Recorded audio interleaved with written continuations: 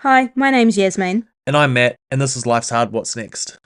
So today we're going to talk about a topic that I guess we've kind of touched on a little bit already, but specifically we want to talk about coping mechanisms to help you kind of get through tough times.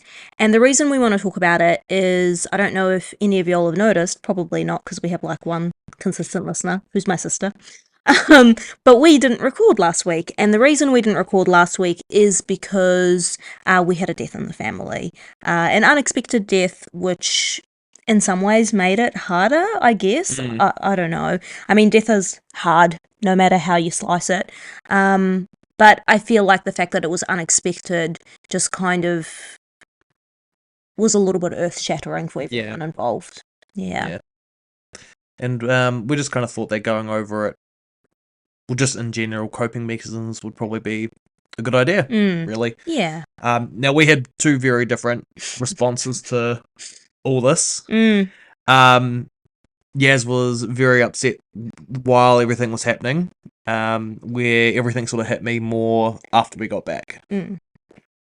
And I guess this is why it's quite important to talk about different coping mechanisms and 100%. how it sort of copes, I guess. Yeah, 100%. I mean, to be fair, probably part of the reason we coped the way we did is even though we're married, so my family is your family, it was a death in my family Yeah. specifically. So I think part of the reason you weren't necessarily processing your emotions properly is because you were so worried about me and making sure I was okay. And then once things had kind of settled on my end and you knew I was okay, you kind of gave yourself permission to Yeah. feel a bit more and be sad. Again, not the healthiest, but No, but I guess, like, arguably, is there any healthy way to process loss? probably not. Yeah, But I mean, that's what we're going to explore, right? exactly. And we do want to talk about, like, more general coping mechanisms. As usual, Matt's done a little bit of research. Not a lot. To be fair, there's not a lot to really go off of for this time. No, there isn't. Although you could talk about the 5 stages of grief. I mean, we don't want to talk specifically about grief, but, like, grief is part of what we're talking about, right? Mm, And I know when it comes to vision, we talk to people about losing their vision in terms of the 5 stages of grief. So, grief doesn't necessarily mean losing a person, it's just loss of any form. mm. Mm. I guess, yeah. All right, Mm. Yeah. let's do And that. and then we can talk about some like more specific personal things that we do. Well, I'm not good at coping mechanisms anyway, Yeah. so this will be fun. We at lunch I usually call Matt from work and we were like, "Oh, what are we going to talk about today?" And then we agreed that we were actually going to talk about this because we'd been kind of throwing it around in the air, but we hadn't decided for sure. And then Matt was like, "Oh, like, what specifically are we going to talk about?" And I was like, "Oh, just like our general coping mechanisms." And didn't you say something like, I don't cope? I was like, you mean my lack of? Yeah, lack of coping mechanisms. Yep. Not the healthiest when it comes to it. Mm, But with the coping mechanisms, like Yasmin touched on at the start there, it is a lot of sort of what we've already talked about, just applying it to the situation, essentially. yeah. So, shall we start off with describing what an actual coping mechanism is? Any ideas? I guess like coping implies, because coping doesn't mean thriving. Coping just means like getting through something, Yep. right? So it's probably something along the lines of how to get through a challenging situation. Close. It is defined as the thoughts and behaviors associated with managing internal and external stressful situations. Mm. Yep. So, again, very broad range, very broad topic, essentially. Mm. Do you want to go from here, or do you want to go from the grief stuff? Yeah, maybe go through the list of things that were mentioned. There were a couple of things mentioned specifically, and we can talk about each one of them. Yeah, I mean, most of them, again, it's what we've talked about before. Mm. There is emotional focus coping mechanisms, which is things like exercise. Yep. It says take a bath, so I guess that's the whole showering, looking Mm. after yourself aspect. Mm-hmm. Give yourself a pep talk, meditate. Mm-hmm. Then there's problem focused coping skills, which is probably more what I do, which is things like ask for support, establish healthy boundaries, create a list to do, keep on time with things, Mm. those kind of things. And the benefits of problem focused coping is it reduces and resolves stressful situations, increases productivity, more empowering, faster results, motivates to leave a bad situation, offers alternatives to emotional focused coping. Hmm. Yeah. Yeah. That's just all I could find. I couldn't find anything on the benefits of emotional focusing, so. Isn't that it up there? Oh, that's how to practice emotional Yeah. focus. I mean, based off what you've told me, though, or based off what you've just said, it does sound to me that is more practical and potentially would give you faster results, potentially. But, like, I do think you need to, like, feel your feelings. Oh, yeah, 100%. I mean, that's what the meditation and probably Yeah. all that kind of thing. I guess the other thing is more just taking your mind off of it and actually engaging in steps to. It's like a balance of the two, because I think you do need to, like, actually engage with the feelings, let yourself feel the feelings. In fact, we know for certain, people that research emotions know for sure that if you ignore your feelings or you try and just push them down, it actually makes them worse in the long run. So engaging with your emotions and letting yourself feel the emotion is definitely part of processing. What do you mean, not bottling things down? No, not bottling things down. Didn't we talk about? We have already talked about this Have we? on different levels and from different lenses. I guess we're talking specifically from like a grief lens, but we have talked about feelings, and I think I remember making the joke of being like, yeah, this is why so many men in our society are so sad and struggle with their mental health, because they don't talk about it. Like, at least women, kind of socially, we talk about how we feel and we talk about what we think. And it's normal. Like, it's normal to catch up with your friends and just, like, have a little vent and have a complain. Whereas guys will, like, catch up and they'll talk about sport and gaming and politics. And that's it, right? I'm sorry, I'm going to go really off topic here, but just because we're on this topic at the moment. Did you know that a lot of the reason why women accuse men of cheating is because if, let's just say, it was between me and you, if I went out with my friends and I came home and you asked me, how's so and so? I'd turn around and be like, oh, yeah, he's okay. It's all very vague because apparently it turns out that men, when they hang out, prefer to be around other men or just like watching things. They don't actually talk about their feelings and everything like that or what's been happening in their lives, really. Which is bad. Which is bad, yes. But apparently that's a big cause of why Makes sense. of why women think men cheat on them. Yeah, that makes sense. But we did want to specifically talk about, like, each of our own individual coping mechanisms as well. I mean, Matt's just popped some general ones up there. But yeah, we want to talk about, like, specific stuff we do. So do you want to start, Matt? Yeah, I just want to say the one other thing that came to mind. I don't know if we've said this in the other ones about like self-care and that, but it's a really good idea is to treat yourself like you'd treat your pet. You know, you got to make sure that you're eating, you got to make sure that you're bathing, you got to make sure that you're exercising. Yep. You know, you got to make sure that you're looking after yourself. Play as well. That's the big one. Yeah, play. Yeah. I think we have actually talked about this on some capacity in another episode before, but I think it's worth emphasizing because I think if you can't get the basics right, and I always think about the fact that you wouldn't expect, like a dog or a child to function very well if they were, hadn't slept properly or hadn't eaten properly or whatever. So, like, why do we expect that of ourselves as human beings? I was going to say I don't function well when I don't sleep, so. Yeah, 100%. And again, we have done a whole episode on that. Like, Yeah. sleep is just so essential. Of course, the tricky thing, which we've also talked about, is that when you're not feeling well, sometimes that can impact your sleep. But doing the best that you can to get those foundations right is, I think, essential. And then kind of talking in less concrete terms, I find it really helpful to, let yourself have the feeling.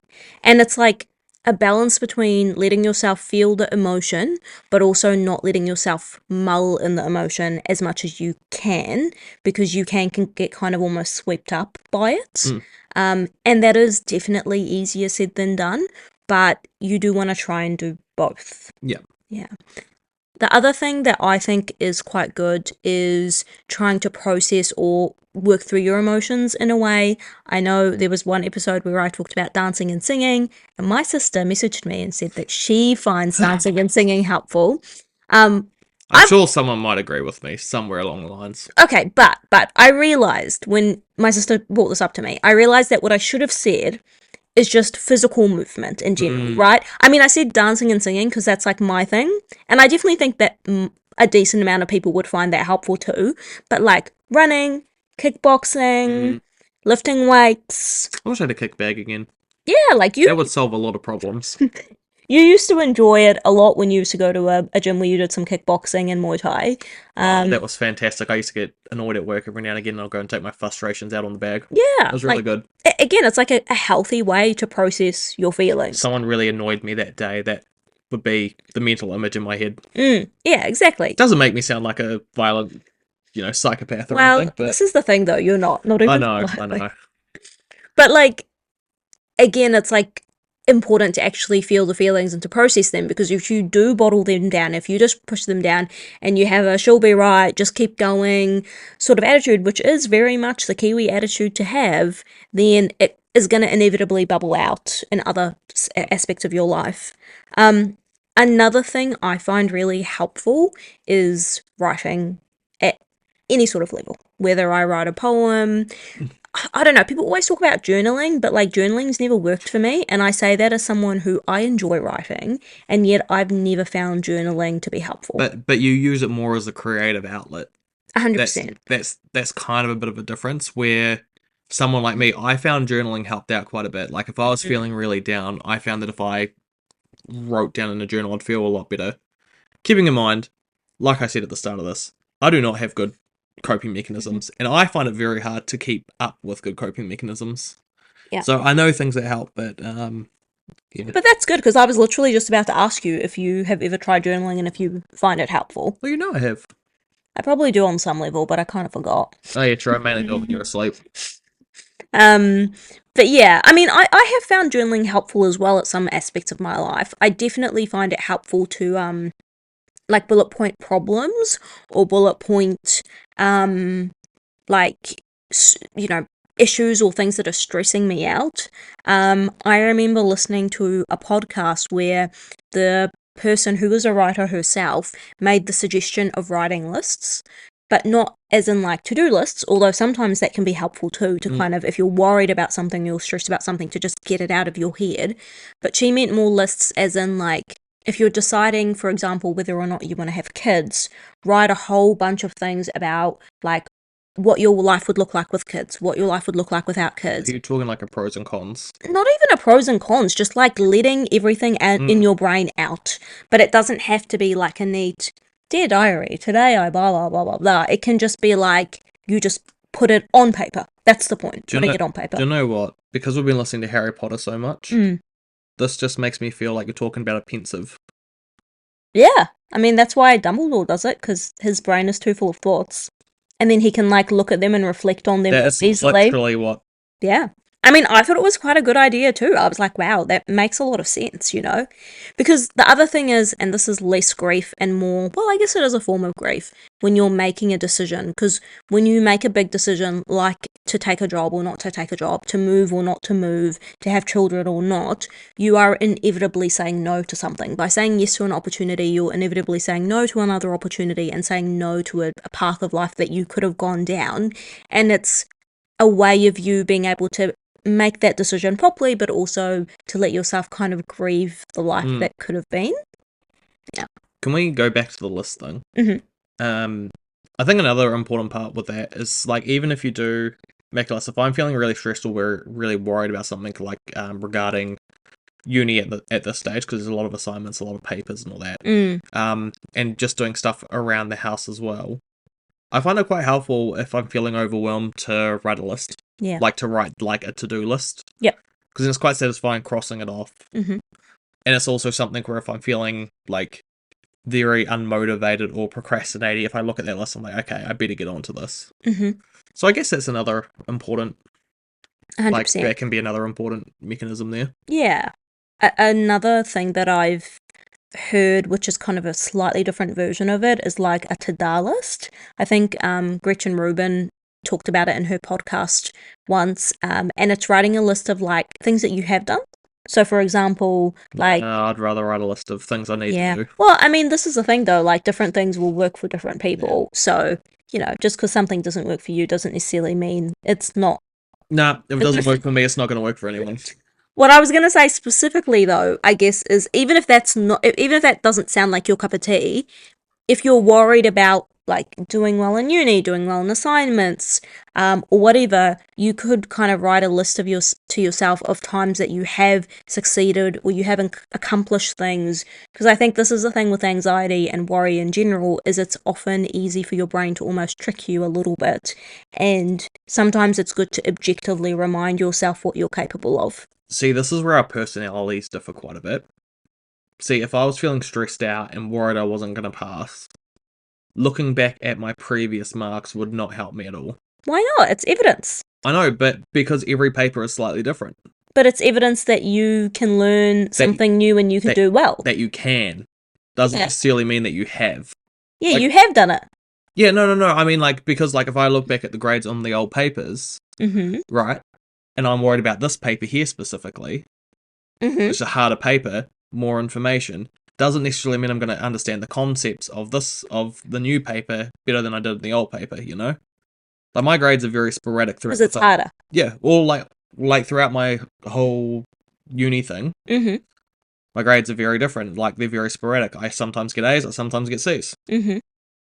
But if you have been faced with a new concept or something you have to learn, and you've learned it in the past, regardless of how well or how poorly you do, isn't it evidence that you can learn a new skill again or master new knowledge? See, that's not how my brain sees it. Well, there you go. My brain sees it as take from that what as it's not helpful. I mean, if anything, you can agree with me or you can agree with Yas. I mean, that just goes to show you're probably your different mindsets. Yeah, 100%. Like, I'm gonna say I'm probably quite pessimistic in my approach to things. Yeah. I feel like you're a bit more optimistic. To a point, I guess. I'd say you're more optimistic than me. I mean, I'm logical. I don't see the point in... If you could see the side eyes I'm giving her right now. I don't see the point in talking down to myself because it doesn't achieve anything. And don't get me wrong, that doesn't mean I don't do it. I do talk down to myself and I do stress and I do worry and all of that sort of stuff. But it's like... I mean, not to get all existential, but it's why I believe in God, because I'm like, believing in God is helpful because it means that if someone who I care about passes away, I know that I will get to see them again. And if I die and it turns out God doesn't exist, oh well, I haven't lost anything. See, I feel like that's still a very optimistic mindset. 100%, but like, if it helps you to cope in life, to have a slightly more optimistic mindset, then why not? Which, I mean... I guess is my point of view. Yeah, true. I mean, you've got strong opinions about religion being a good coping mechanism as a whole. To a point. Yeah. To a point. I think we need to question and be critical of religion and religious organisations, but I think spirituality is an important tool in helping people to exist. And to be honest, that could be an episode all on itself. I don't know how I'd go with that one. Yeah. But yeah, like, I guess, I don't know, I wouldn't really call myself an optimistic person, per se. I mean, I probably do lean a bit more towards being optimistic than not optimistic, but I think I have quite a balanced approach, because I definitely see the hard things in life, see the hard things in the world, see the bad things about my personality, 100%. I could definitely talk for ages about my weaknesses, but I also come at it from the lens of, okay, but how do we make this easier? How do we make this better? Like, the conclusion, there has to be a conclusion, and the conclusion needs to be to make life worth living, because even though life can be very short, for most of us, life is going to be very long. And if you exist in a brain that isn't supportive to you or isn't helpful and isn't, I mean, again, at worst neutral or at best semi-supportive of yourself, like if you're not, your self-talk is either neutral or semi-supportive, then like, God, that's going to be a long life. Yeah. It's just the point of view that I come from. And again, it's just logical to me, which is why it's easy for me to be like, yep, I want to think that way. And Whereas me, I've been wired the other way. Yeah. And this is just like a polar me as well. If something makes sense to me and I can establish a rule about it or a guideline for myself, then it's very easy for me to follow. Yeah. I don't have to question things all the time. It's tiring. Yeah. Other coping mechanisms. So we've talked about exercise, we've talked about basics, we've talked about like exercise, but less in like a healthy way, like for, endorphins and more just to like let your feelings out, like going for a run, going for a walk, dancing, kickboxing, whatever. I also find it really comforting to rewatch like old movies, listen to TV shows. Listen to Harry Potter. Yeah, listen to books. He's making fun of me with that statement. That's why he's laughing, if you can hear that. Hey, I used to listen to Futurama. But yeah, like, there's something comforting about re-exploring something that you know and you enjoy and you know the outcome of. And yeah, I do actually listen to Harry Potter to fall asleep, like, literally every night. And if I wake up in the middle of the night, which I often do at 2 or 3 in the morning, one of the few things that helps me to get to sleep 95% of the time is listening to Harry Potter. Oh, that third book and the Diagon Alley chapter. Oh, I heard that so often. And it's because even though I'm not a fan of J.K. Rowling, not going to elaborate, but if you know, you know, I grew up listening to her books and I know Harry Potter like the back of my hand, so I know specific chapters that are nice and enjoyable, and yeah, like, it's soothing. Yeah, it's a self-soothing mechanism for me, 100%. Do you have any? Well, you said Futurama already. What else? I used to listen to that all the time. What about me having good coping mechanisms? No, like, is there a favourite besides Futurama? Is there like something, a comfort show? Well, it's become like Harry Potter now. By force. Yeah, by force. But no, not really. I just like watching mindless stuff. Yeah. You're watching Kitchen Nightmares now, but that's not really a coping mechanism. Oh, that's fantastic. Yeah, that's just, I'm enjoying it. Yeah. Enjoying it. Talk about your plants. Yeah, I was going to say, does that class as healthy or unhealthy? Oh, it's very healthy. Being in nature, being around plants. Yeah. I mean, there's been a lot of study if you're around greenery and water. Yeah.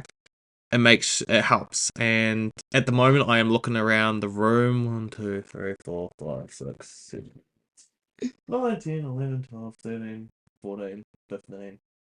I can see 15 plants just from where I'm sitting right now. At a glance. That's not including the ones like behind the doors or in other rooms. And his many, many, many propagations. Oh, God. Yeah. To be fair, though, indoor plants aside, you also have a little veggie patch. So you planted some broccoli, some carrots, some onion. Some of my seedling spinach hasn't been going too well. Yeah, but that's all right. You grew like so many tomatoes over the summer. You know, there is something about watching life and watching growth that is comforting. So I'm going to mix it up instead of talking about just the positives. What about the negatives? Have you got any bad coping mechanisms? Watching too much TV when I know I should be going to sleep. Anything else? Sometimes eating too much or not enough. I mean, I feel like I have very good control over my eating habits because of my history. But, like, I mean, I noticed this again when we had the death in the family recently. I, like, really didn't eat properly. No, you didn't. But then, I probably didn't really overeat. There was maybe one day when I ate a bit too much and I could tell I was uncomfortable, but I also hadn't eaten very much before that, so it was more kind of making up for it, whatever that means. But yeah, not having consistent eating habits. Yeah. Yeah. I found a list of some, and honestly, I do a bit of this, to be fair with you. So these are all unhealthy ones. It says drinking alcohol and drug use. Not me. Don't do that one. Overeating, can do. Sleeping too much, can do. Venting to others, so it's not about venting to others, but venting to them too much. Yeah. Can do. That's what I was kind of saying before about like controlling how much you let yourself mull in the emotion, because I do think that, and we've both done this, where we've been in situations or had feelings about something that have been not very good, and because we feel trapped in the situation, instead of trying to change our perspective on it or whatever, we just kind of vented a lot to both each other and friends about it. We've both done it. And then we just got each other fired up over it. Yeah, 100%. So it's not a good one. No. Overspending. Mm. I mean, don't overspend that much. I mean, although, mind you, saying about that, I've just bought a new computer, so does that count as and just avoiding healthy strategies. I do that all the time. Mm. If Yeah. I can talk myself out of not going to, if I can talk myself out of going to the gym, if I can talk myself out of going for a walk, if I can, talk myself out of any of those healthy things, Mm. it does happen quite a bit, unfortunately. I probably only do the venting one, I think. I think everything else I'm pretty good with. Mm. Another one that I'm actually quite bad at is procrastinating. Yeah. I'd say a lot of people would be bad at that one, though. That's terrible. Mm. You just get overwhelmed, and then you just feel, what is it, decision paralyzation? Yeah, yeah. And then you just don't do any of it. Again, I do that sometimes, but not a lot.